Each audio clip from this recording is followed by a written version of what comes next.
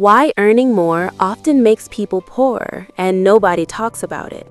Have you ever noticed something strange? Some people get a raise, earn more than they ever have, and yet somehow they still feel financially stuck. In fact, many high earners quietly live paycheck to paycheck, not because they are irresponsible, but because something subtle happens when income increases. Let me explain. Imagine Sarah. She's 27, lives in Dallas, and just got promoted at work. Her salary jumps from $50,000 a year to $70,000. It feels like a huge achievement. She celebrates. Her family is proud. Her friends tell her she finally made it. After taxes, her extra income adds roughly $650 per month to her take-home pay. At first, she plans to save it, but life slowly changes.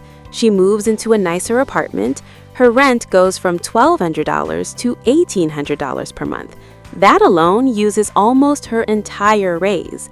Then she replaces her old car. The new one feels safer, more reliable, more professional. The monthly payment is $350.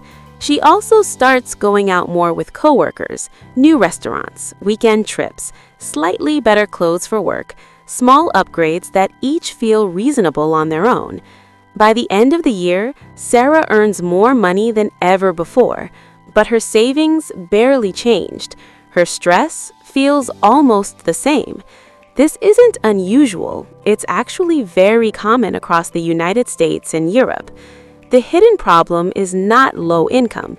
The hidden problem is that spending often grows at the same speed as income. This is sometimes called lifestyle expansion. When income increases, comfort expectations increase too. Things that once felt like luxuries slowly begin to feel normal. The new apartment stops feeling expensive. The new car stops feeling special. And suddenly, those costs feel permanent. Let's look at the math Sarah never noticed. Her rent increased by $600 per month. That is $7,200 per year. Her car payment adds another $4,200 annually. Dining out and social spending quietly add about $2,400 per year. That's nearly $14,000 in new yearly expenses, but her after-tax raise was closer to $8,000. Without realizing it, Sarah didn't just spend her raise, she overspent it. Now she relies on credit cards to close the gap. The dangerous part is, nothing she bought feels irresponsible. Everything feels logical and socially acceptable. So why do people fall into this pattern? The answer is mostly psychological. Humans adapt extremely fast to improvements. When life becomes more comfortable, the brain quickly resets expectations. What once felt like success becomes the new normal. There is also social comparison. When income rises, people often enter new social circles, new colleagues, new friends, new neighborhoods. Spending habits silently adjust to match those environments, not because people want to show off, but because they want to belong. Over time, higher income begins to support higher expenses instead of building long-term stability. If this pattern continues for 10 or 20 years, the long-term impact becomes serious. Someone can earn a six-figure salary and still feel financially fragile. They may own an expensive car, live in a large home, and maintain a high lifestyle, but have very little savings, limited investments, and almost no financial flexibility. The opportunity cost is massive. If Sarah invested just $500 per month from her raise and earned an average long-term market return, she could potentially build hundreds of thousands of dollars over her career. Instead, that money disappears into monthly payments that never build future wealth.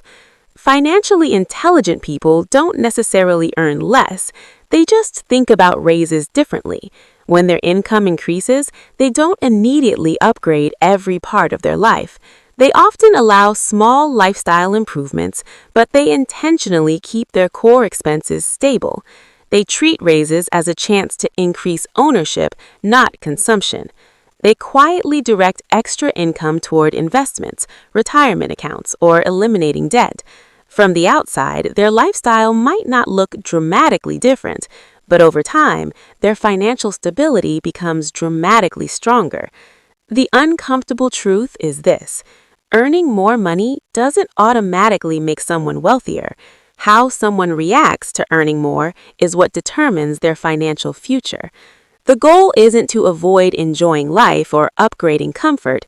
It's simply understanding that every permanent expense competes with your future freedom, and most people never notice that trade-off while it's happening. If this gave you a clearer perspective on money and long-term thinking, you can subscribe for more calm and realistic financial conversations.